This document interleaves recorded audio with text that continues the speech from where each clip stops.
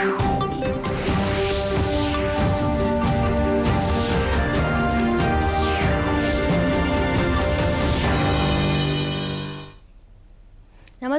उत्तराखंड समाचार में आपका स्वागत है। मैं रेणु प्रीति पंत। सबसे पहले मुख्य समाचार। मुख्यमंत्री पुष्कर सिंह धामी खटीमा में अपने पिता की पुण्यतिथि पर आयोजित गौरव सैनिक सम्मान समारोह में हुए शामिल। टनकपुर बनबसा खटीमा क्षेत्र में भूमि उपलब्ध होने पर भव्य सैन्य धाम का निर्माण कराने की घोषणा।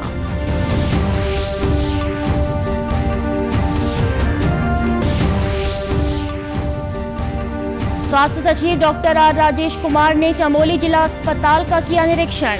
क्रिटिकल केयर सेंटर के निर्माण कार्यों में तेजी लाने और अस्पताल की क्षमता बढ़ाने के दिए निर्देश।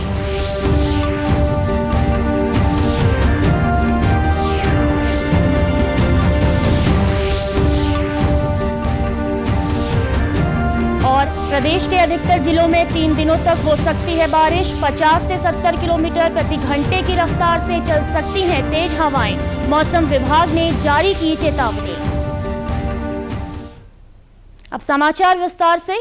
मुख्यमंत्री पुष्कर सिंह धामी खटीमा स्थित तराई बीज विकास निगम मैदान में सेवा संकल्प धारिणी फाउंडेशन द्वारा आयोजित अपने पूज्य पिता स्वर्गीय सूबेदार शेर सिंह धामी की 5वीं पुण्यतिथि पर आयोजित गौरव सैनिक सम्मान समारोह में शामिल हुए। उन्होंने भावुक होकर ये कहा कि आज का दिन उनके जीवन का सबसे दुखद दिन रहा, जब उन्होंने अपने प्रेरणा स्रोत पिता को खोया था। मुख्यमंत्री ने कहा कि उनके पिताजी द्वारा सिखाए गए मूल्यों के सहारे ही वे जनसेवा की राह पर चल रहे हैं।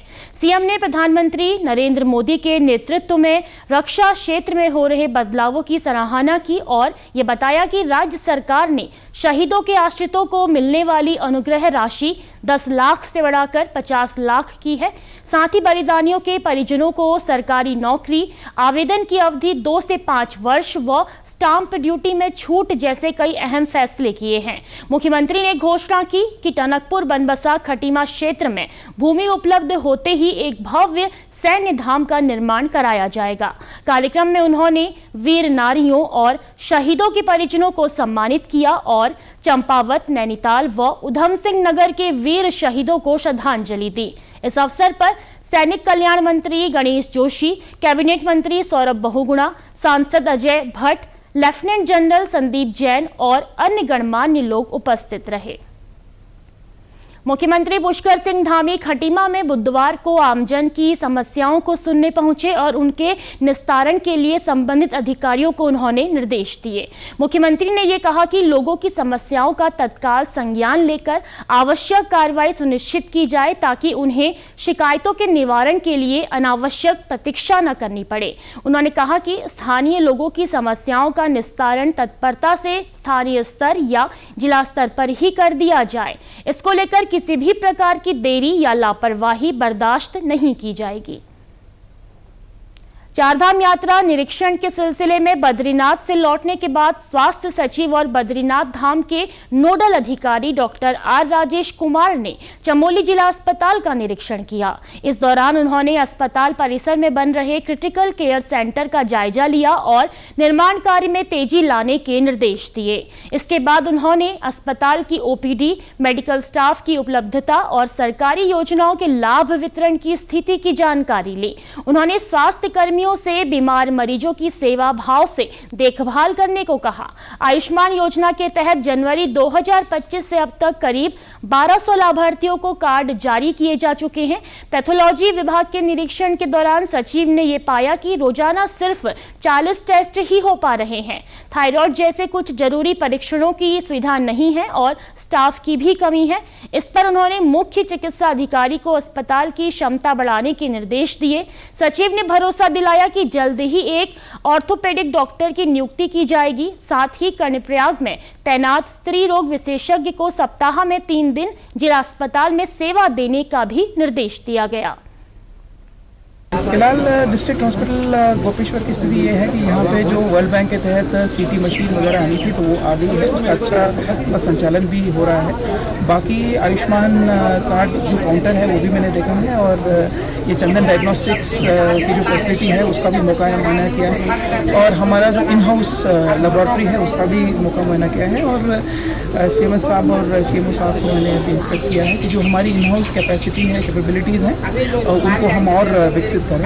और जहाँ तक गायनेकोलॉजिस्ट की बात है, मैंने आपको इंस्ट्रक्ट किया है कि जो गायनेकोलॉजिस्ट कंट्रैक्ट में पोस्ट हैं 3 दिन उनकी ड्यूटी यहाँ पे लगाई जाए।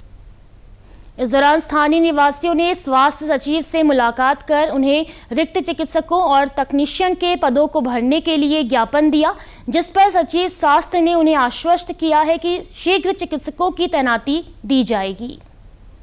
स्वास्थ्य सचिव जी हॉस्पिटल का निरीक्षण करने आए हैं। वो 4 धाम की यात्रा को लेकर भी इस जिले में आए हैं। हमने उनको ज्ञापन दिया है कि चमोली जिले का सबसे बड़ा हॉस्पिटल ये है, इसमें डॉक्टरों की बहुत ही अति आवश्यकता है। हड्डी रोग विशेषज्ञ यहाँ नहीं है, महिला विशेषज्ञ यहाँ नहीं है, चाइल्ड स्पेशलिस्ट यहाँ नहीं है, तो इन हालातों में कैसे जिला मुख्यालय का हॉस्पिटल चलेगा। इस संदर्भ में मैं और दीपक मिश्र जी जो पार्षद है पार्टी वार्ड से, हम दोनों ने आज स्वास्थ्य सचिव से मुलाकात की है। उन्होंने आश्वासन दिया है कि जल्द से जल्द इस पर ठोस कार्रवाई करेंगे। प्रदेश के विभिन्न जिलों में आज से लेकर अगले 3 दिनों के लिए बारिश और तेज हवाएं चलने का अलर्ट जारी किया गया है। अधिकतर जिलों में आज और कल बारिश और तेज हवाएं चलेंगी, कहीं कहीं पर ओलावृष्टि भी हो सकती है। मौसम विज्ञान केंद्र के निदेशक डॉक्टर बिक्रम सिंह ने बताया कि देहरादून, हरिद्वार, पौड़ी, नैनीताल, उधम सिंह नगर और चंपावत में 50 से 70 किलोमीटर प्रति घंटा की रफ्तार से हवाएं चल सकती हैं। 12 अप्रैल को हल्की बारिश हो सकती है। वहीं बुधवार को भी प्रदेश के कई जिलों में हल्की से मध्यम बारिश हुई। पर्वतीय जिलों में ओलावृष्टि भी हुई। 10 तारीख को तो जो एक्टिविटी है वो प्रदेश में बढ़ेगी, तो आप ये कह सकते हैं कि हिल्स में अनेक जगहों तक में ये एक्टिविटी रहने वाली है, हल्की से मध्यम तक रेन थंडरस्टॉर्म की। और प्लेन्स में भी बात करें, मैदानी क्षेत्रों में भी, तो वहाँ पर भी कहीं कहीं पर कल वो मिलेगी। तो इसमें जब आप 11 तारीख में जा रहे हैं तो वो और भी एक्टिविटी, मैं कहूँगी कि ज़्यादातर जगहों में, अनेक स्थानों में, अधिकांश स्थानों में वो मिलने वाली है एक्टिविटी रेन थंडरस्टॉर्म की 11 तारीख को। और जहाँ हल्की से मध्यम बारिश मिलेगी इस दौरान रेन थंडरस्टॉर्म के साथ, उसके साथ आप देखेंगे कि जो थंडरस्टॉर्म की वजह से तेज हवाएं, विशेषकर जो हमारे मैदानी क्षेत्र के डिस्ट्रिक्ट है, चाहे 10 में देखें या 11 में भी देखें, जिसमें हरिद्वार है, उधम सिंह नगर है, फिर है देहरादून, इसी तरह पौड़ी, नैनीताल, तो इनके जो भी मैदानी क्षेत्र हैं इन डिस्ट्रिक्ट्स में, तो और इसी तरह चंपावत डिस्ट्रिक्ट में भी, तो यहाँ पे झक्कड़ भी जो कहीं कहीं पर, जिसमें हवा की गति अगर 10 तारीख को देखेंगे तो 50 से 60 किलोमीटर प्रति घंटा की स्पीड इन एरियाज में कहीं कहीं पर मिलनी चाहिए। मुख्य सचिव आनंद वर्धन ने डिजिटल फसल सर्वेक्षण में तेजी लगाए जाने और इस काम के लिए समय सीमा निर्धारित करने के निर्देश दिए। कल सचिवालय में डिजिटल फसल सर्वेक्षण एवं किसान पंजीकरण के संबंध में अधिकारियों के साथ बैठक में मुख्य सचिव ने निर्देश दिए कि सर्वेक्षण को समय सीमा पर पूरा करने के लिए जिलेवार और तहसीलवार लक्ष्य निर्धारित किए जाएं। सर्वे के कार्य में तेजी लाए जाने के लिए अतिरिक्त मैन पावर लगाई जा सकती है। उन्होंने किसान पंजीकरण के लिए तकनीकी सहायता की व्यवस्था के लिए कृषक एवं कृषक कल्याण मंत्रालय से लगातार संपर्क में रहने को कहा। मुख्य सचिव ने कृषक एवं किसान कल्याण मंत्रालय में chief knowledge adviser Rajeev Chawla से डिजिटल फसल सर्वेक्षण के तहत API इंटीग्रेशन को जल्द शुरू कराए जाने का अनुरोध किया। उन्होंने कहा कि इससे PM किसान सम्मान निधि के वितरण में रुकावट नहीं आएगी। चमोली जिले के थराली में बारिश के चलते उफनाए गदेरे से बाधित कर्णप्रयाग थराली और थराली देवाल मार्ग को सुचारू कर लिया गया है। गदेरे के उफनाए से सड़क पर मलबा आ गया था, जिसमें 2 वाहन दब गए। हालांकि घटना में किसी व्यक्ति के घायल होने की कोई सूचना नहीं है। वहीं जिलाधिकारी संदीप तिवारी ने बताया कि घटना की सूचना मिलने के बाद प्रशासन और पुलिस की टीम मौके पर भेजी गई, जिसके बाद यहां हाईवे को सुचारू करवा दिया गया है। साथ ही मलबे में दबे वाहनों को निकालने के लिए नियमानुसार कार्रवाई करने के निर्देश दिए गए हैं। जिलाधिकारी ने लोगों से बारिश होने पर दुर्घटना संभावित क्षेत्रों से आवाजाही न करने की अपील की है। थराली बाजार में कुछ खड़ी गाड़ियों के ऊपर मलबा आ गया गदेरे से, और एक स्कॉर्पियो और एक ऑल्टो गाड़ी जो है मलबे की चपेट में आ गई, जिसमें कोई भी व्यक्ति बैठे नहीं थे। तो उस मलबे से मार्ग भी अवरुद्ध हो गया था और थराली ग्वालदम मार्ग में भी मलबा आने से मार्ग अवरुद्ध हुआ था। राजस्व और पुलिस की टीम ने मौके पे पहुंचकर सभी मशीनरी को मोबिलाइज करते हुए अब रास्तों को खुलवा दिया है। मार्ग सुचारू हैं और जो गाड़ियां दबी हैं उनको निकालने का काम जारी है। और स्थानीय जनता से अपील है, क्योंकि बारिश का फोरकास्ट चल रहा है, तो ऐसी जगहों में जाने से बचें जहां गधेरे अकस्मात आ जाते हैं और जिनसे नुकसान होने की संभावना बनी रहती है।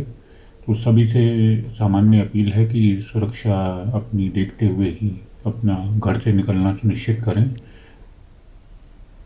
इसी के साथ अभी तक के समाचार समाप्त हुए। दूरदर्शन समाचारों से जुड़े रहें। मिलते हैं फिर शाम 5 बजे के बुलेटिन में। नमस्कार।